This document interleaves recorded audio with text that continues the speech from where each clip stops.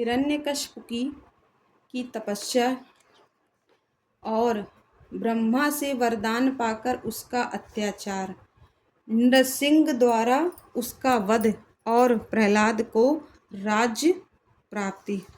सनंत कुमार जी कहते हैं, व्यास जी, इधर 12 रूपधारी श्री हरि के द्वारा इस प्रकार बाई के मारे जाने पर हिरण्यकशिपु शोक और क्रोध से संतप्त हो उठा।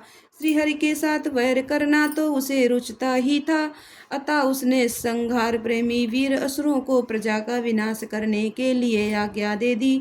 तब वे संहार प्रिय असुर स्वामी की आज्ञा को सिर चढ़ाकर देवताओं और प्रजाओं का विनाश करने लगे। इस प्रकार जब उन दुष्ट चित्त वाले असुरों द्वारा सारा देवलोक तहस नहस कर दिया गया, तब देवता स्वर्ग को छोड़कर गुप्त रूप से भूतल पर विचरने लगे। उधर भाई की मृत्यु से दुखी हुए हिरण्यकशिपु ने भाई को जलांजलि देकर उसकी स्त्री आदि को ढांढस बंधाया।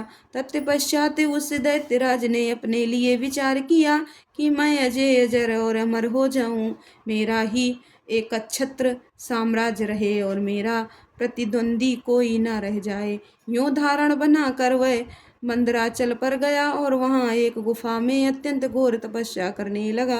उस समय वह पैर के अंगूठे के बल खड़ा था, उसकी भुजाएं ऊपर की ओर उठी थीं और दृष्टि आकाश की ओर लगी थी। उसकी तपस्या से संतप्त होकर देवताओं का मुख विकृत हो उठा।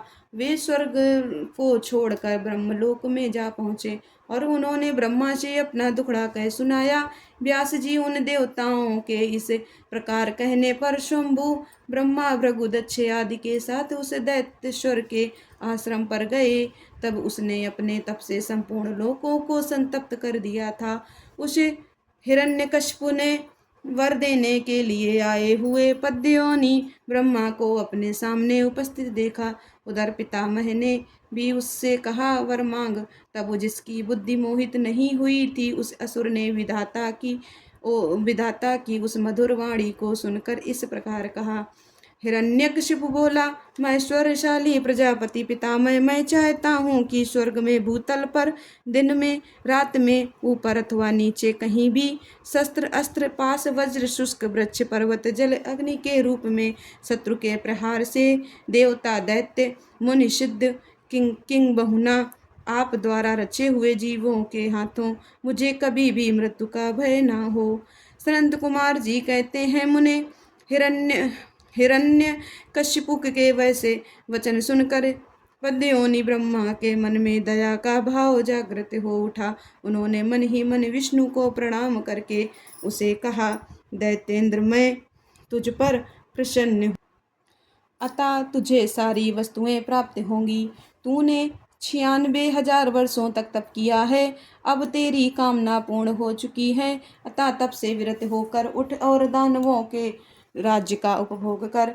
ब्रह्मा की वाणी सुनकर हिरण्यकशिपु का मुख प्रसन्नता से खिल उठा। इस प्रकार जब पितामह ने उसे दानव राज्य पर अभिषिक्त कर दिया, तब वह उन्मत्त हो उठा और त्रिलोकी को नष्ट करने का विचार करने लगा। फिर तो उसने संपूर्ण धर्मों का उच्छेद करके संग्राम में समस्त देवताओं को भी जीत लिया। तब देवता भाग कर विष्णु के पास पहुँचे। वहाँ श्री हरि ने देवताओं और मुनियों की दुख गाथा सुनकर उन्हें आश्वासन दिया और शीघ्र ही उस दैत्य के वध करने का वचन दिया।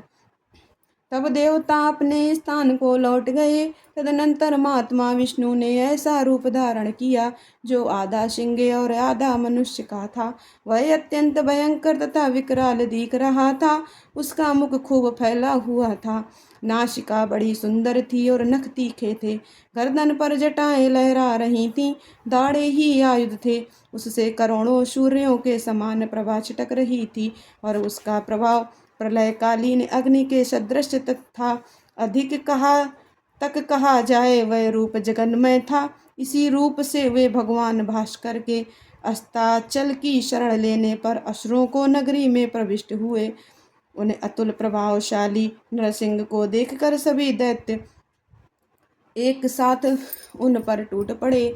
तब उन अद्भुत पराक्रमी नरसिंह ने महाबली दैत्यों के साथ युद्ध करके बहुतों को मार डाला और बहुतों को पकड़कर तोड़ मरोड़ दिया। फिर वे उस नगर में घूमने लगे।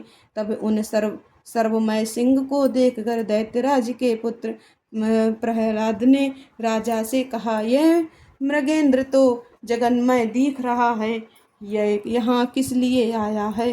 प्रहलाद ने पुनः कहा, पिताजी, मुझे तो ऐसा प्रतीत हो रहा है कि ये भगवान अनंत और नरसिंह का रूप धारण करके आपके नगर में प्रविष्ट हुए हैं, क्योंकि मुझे इनकी मूर्ति बड़ी विकराल दिख रही है। अतः आप युद्ध से हटकर इनकी शरण में जाइए। इनसे बढ़कर त्रिलोकी में दूसरा कोई योद्धा नहीं है, इसलिए आप इन मृगेंद्र के सामने झुककर अपने राज्य का उपभोग कीजिए। अपने पुत्र की बात सुनकर उस दुरात्मा ने उससे कहा, बेटा, क्या तू भयभीत हो गया? अपने पुत्र से यूं कहकर दैत्यों के अधिपति राजा हिरण्यकशिपु ने महाबली दैत्यों को आज्ञा देते हुए कहा, वीरों, तुम लोग इस बेडौल भ्रकुटी और नेत्र वाले सिंह को पकड़ लो। तब स्वामी की आज्ञा से उन मृगेंद्र को पकड़ने की इच्छा से वे सभी बड़े बड़े दैत्य रणभूमि में घुसे। परंतु जैसे रूप की अभिलाषा से अग्नि में प्रवेश करने वाले पतंगे जल भुन जाते हैं, उसी तरह वे सब के सब जड़ क्षण भर में ही जलकर भस्म हो गए। दैत्यों के दग्ध हो जाने पर भी वह दैत्यराज संपूर्ण अस्त्र शस्त्र शक्ति रिष्टिपाश अंकुश और पावक आदि से उन मृगेंद्र के साथ लोहा लेता ही रहा।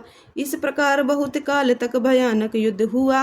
अंत में उस नरसिंह ने वज्र के समान कठोर अपनी अनेकों भुजाओं से उस दैत्य को पकड़ लिया और उसे अपने जानुओं पर लिटाकर दानवों के मर्मक को विदीर्ण करने वाले नखांकुरों से उसकी छाती चीर डाली तथा खून से लथपथ हुए उसके हृदय कमल को निकाल लिया।